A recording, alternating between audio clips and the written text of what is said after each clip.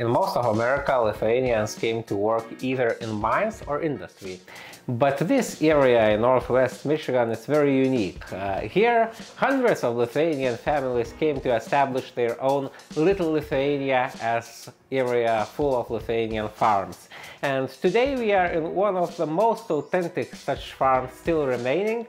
And it belongs to Amelia Jayne, who is a granddaughter of Lithuanian immigrants here, and she even managed to list this building in the National Register of Historic Places. Very few Lithuanian buildings are there, believe me, I checked. So, what is your family history? How did your Lithuanian grandparents ended up buying up a farm instead of working in industry? Well, they came from Boston. When they first arrived in Lithuania, we came to Boston, and the family there was part of the family already here. My grandmother didn't come until after 1904, and so she had many brothers who were already in Boston, who were working in a restaurant and industry any way they could to help other family members come from Lithuania. So when she came, it was because of a very special situation with my grandfather. And so let's go back to Lithuania. She was a shepherd because she had no way to eat with her family. They were so poor and so many children grouped together that each one of them had jobs, and one of the jobs that she had was a shepherd. And what happened was that my grandfather had seen her and recognized who she was and who her brothers were, but he was watching her on the dance floor, and he fell in love with her red hair flying as she was dancing. So that happened in Lithuania, yes? And this happened in Lithuania. So he came in 1900, and he was thinking all the time and remembering that memory to such an extent that he decided to save his money. He was very, very frugal. He did not drink, he didn't smoke, he didn't gamble his money. He really saved it. Fantastic of him to do that. And he went to my grandmother's brother and said, I understand you're bringing John Tunkunas and another brother, so how about if we bring Catherine as well? And the way we will do that is I will give you the money, but you have to promise that she cannot know. She will not know that I am sponsoring her to come.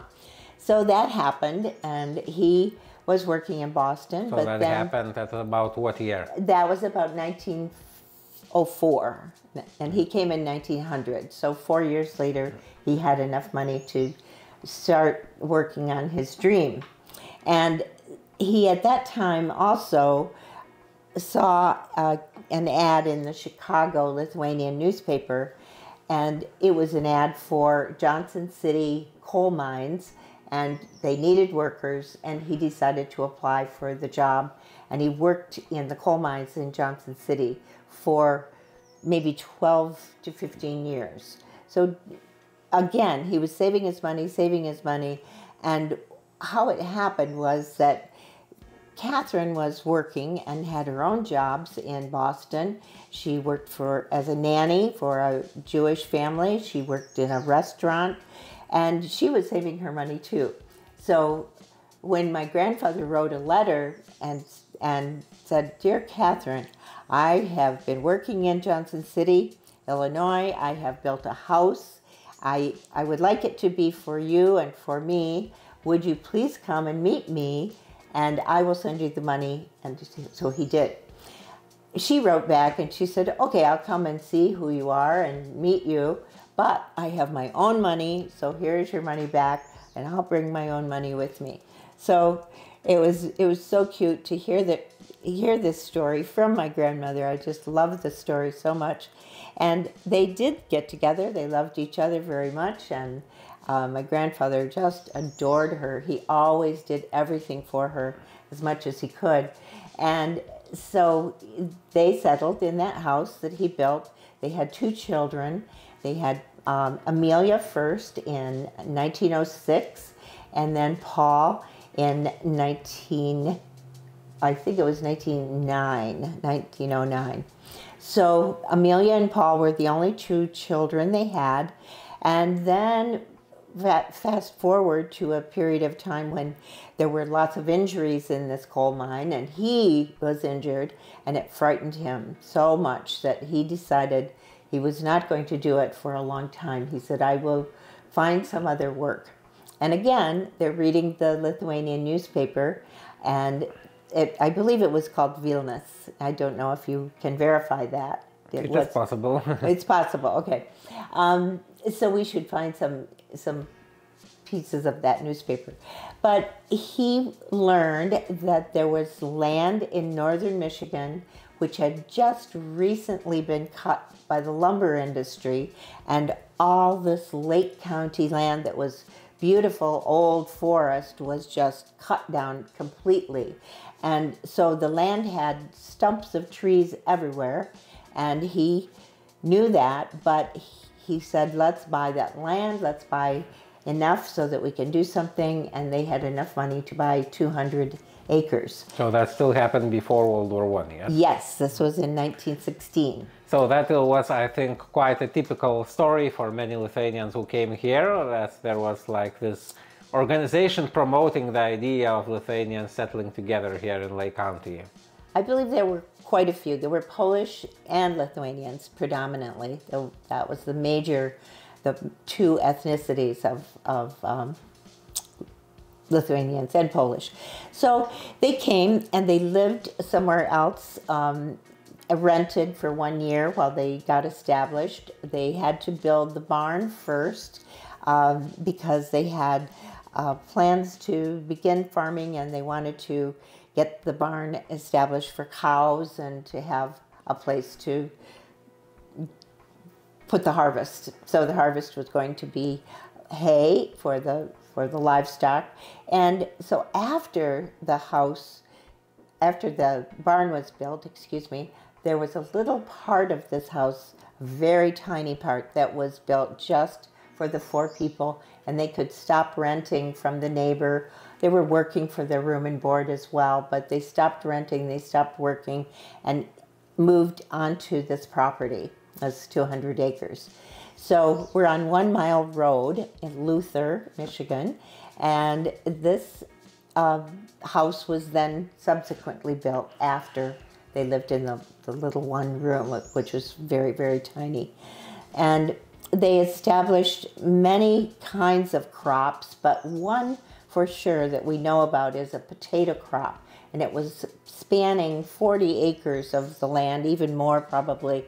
But I do remember the stories of my mother telling me that she and her mother, my grandma Catherine, had to go behind the guys who were digging. So my grandpa and Paul and maybe another helper were digging, and the potatoes were coming up, and my mother would pick up potatoes, put it in behind her back. There was a place to throw it, and then they would put the potatoes on the wagon when they filled their sacks. So hard work for every harvest, incredible hard work to grow anything on this land because it was sandy soil, and the only way my grandpa made it work was to have manure from the cows. He had dairy cows and sold the milk and sold the cream, and the manure from the cows went on the crops and went on the plantings. So he made it work, but it was difficult. Yeah, so that's the story, I think, behind many Lithuanian farms here, and while driving here we can still see Lithuanian surnames written as owners of the farm, and the local church was actually in Custer. The local church in Custer, which is not far away from here, was actually built by a famous Lithuanian architect, Jonas Mulokas, and there is lots of Lithuanian heritage here in this little Lithuania region. But of course, as time passes by, some of the farms get sold and the original community kind of it dissipates, but you have decided to put this farm on the National Register of Historic Places, and you were successful in doing that. So how was the process and how did you succeed? Well, my mother lived here with my grandmother until she died. So then my mother inherited the house. Paul inherited the house and the property across the street. So he had his share come to him when he first got married. But my mother lived separately until my grandmother died. And when my mother died, 18 years later, in 1995, I just had such a feeling of love and caring, and I loved all the stories. I remember so many stories that my grandmother told me, and my mother also told me stories. So I said, we have to find a way to make this Lithuanian house and the parties that they would have Lithuanian dances in the living room with many Lithuanians coming on a picnic day, probably a Sunday. And so they took all the furniture out of the living room and made a dance. And I thought, why not preserve something about this heritage and make sure that many people can know? And then recently I learned that the whole story is summarized on Wikipedia, which is really fun. But it was because of the stories, I think, that made me want to pursue the long process and the forms and how do you fill this out and get it right and make it authentic and check my facts and make sure that everything is correct for Washington, D.C. So it was a long process, but worth it. Yeah, so you mentioned like you went to interview local Lithuanian people to collect data, and this building is of course very authentic, but how did you prove it, let's say, to the governmental institutions that are responsible for the National Register? What kind of documents did you need to collect to show them? Well, mostly it was just deeds, the names, and my grandfather's name, my grandmother's name, collecting the land deeds, collecting birth and death records. It wasn't a huge process of collecting documentation to prove it, but the long process was answering all the questions, filling out all the forms, pages and pages of data that they needed to know what is here, what is this property, what are the boundaries of the property, what is the names of the roads and what was done, what did they grow, what kind of crops. There was a lot of that kind of thing. When was each building built? I had to really dig to find that information, exact year for the chicken coop being built, the other shed. There's a machine shed where my grandfather collected Delco batteries and lined them up so that he could have the first electricity in Lake County coming to a farm. So that's the kind of data that had to be written and proofread, and it had to be accurate. So that's what took time. The documentation was not that difficult. And so what are the places in this property that you are most proud of? I'm most proud of the barn, I think, because I worked so hard to save the barn. I played in the barn as a kid. I played there in the big hay mounds, and when we would have gatherings of other members of the family, my cousins and I had a great time, especially Doris. Doris and I were about the same age, and so we played in the barn a lot. And Grandpa was there with me along with others who were cousins, but when I was alone here and staying maybe for a week in the summer, he would teach me how to milk the cow. He would teach me how to squirt the milk so the kitty cat could open her mouth and get milk straight from the cow. He would take me to get the cows, which was a pasture down the road. So I went with him to do that and bring the cows back and put them all in where they had to go to stay for the night and for milking. And then he also taught me beekeeping. He would take me with him to work with the beehives and to work the smoker and make the smoke come into the hive. And he taught me how to do everything about the frames for the honey. And so I became a beekeeper after that because I thought that was such fun that I learned that from my grandpa. So I think that my grandfather and I were close, and that's why the barn was so much more important to me than maybe the kitchen. My grandmother was the type of person say, "Get out of my way! I'm busy. I don't want you here. Go outside, play." And this is here authentic, authentic. She really did everything in this oven. She would bake pies and cakes and roasts, and the fire was started here. So you have to put the log in, and the ashes would go down to that bin. So the major hot fire was here. This one not so hot, and this is a warming part. Also, this is a warming oven where you could get bread warmed for the dinner and have fresh warm rolls for dinner. So we did everything at the stove, but mainly after Grandma. I didn't work with her in this kitchen. I worked with my mother in this kitchen because she was working here and living here. So you mentioned in this house in your childhood, and you were born in 1945, so it would be about 30 years after this building was constructed, yes? 45, yes. Mm-hmm. Yes. Yeah, so at the time, like there was still, there were already decades passed since major Lithuanian settlement here, but you mentioned there would still be Lithuanian parties in this building here. And what other like Lithuanian activities or Lithuanian happenings, or maybe let's say Lithuanian traditions, do you remember from your childhood, and did your family kept contact with any relatives in Lithuania? Well, my grandfather was very, very close to many of his cousins, and there were people who worked here, lived here for maybe 3 years, and he would help them get started. So someone who was 15, 16, and he didn't want to, maybe he was orphaned and he was related to my grandpa would say, "Come and I'll help you get things started." So he had so many connections of relatives who would come and live here, come and stay here.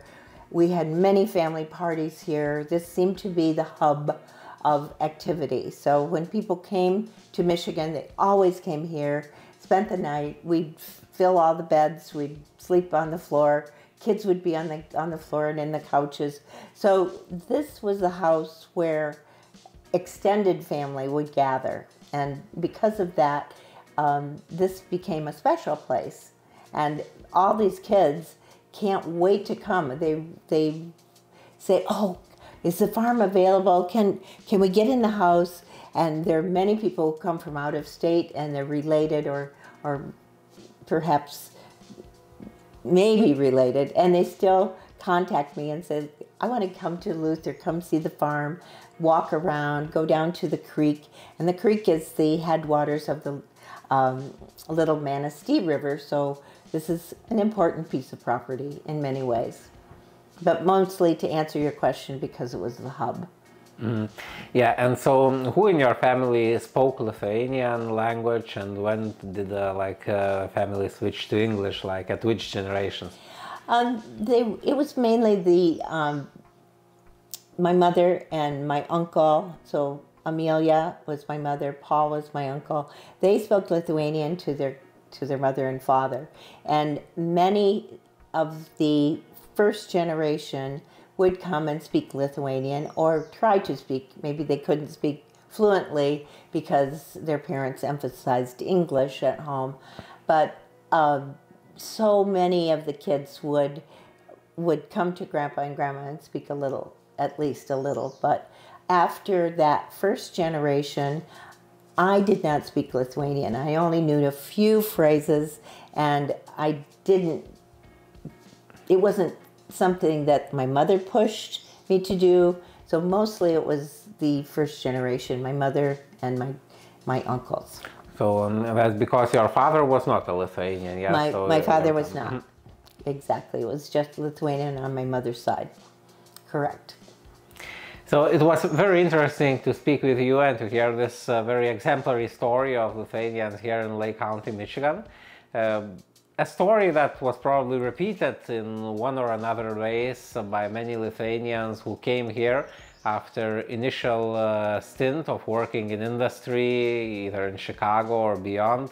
And then, lured by the advertisements for the cheap land here in Northwest Michigan, they came back to the agricultural lifestyle many of them had in Lithuania, which was pretty unique here in America. And many Lithuanian sites have been created and built here. There is, for example, a Lithuanian Scout Camp Rakas. And all these sites we have included in our map of Lithuanian heritage in America, available at map.truelithuania.com, and the Encyclopedia of Lithuanian heritage sites all over the world at global.truelithuania.com. I invite you to read all these stories, and if you are interested in more interviews, such as this one with Lithuanians and their descendants who still remember the early history of Lithuanian America, I invite you to like this video or follow this YouTube channel.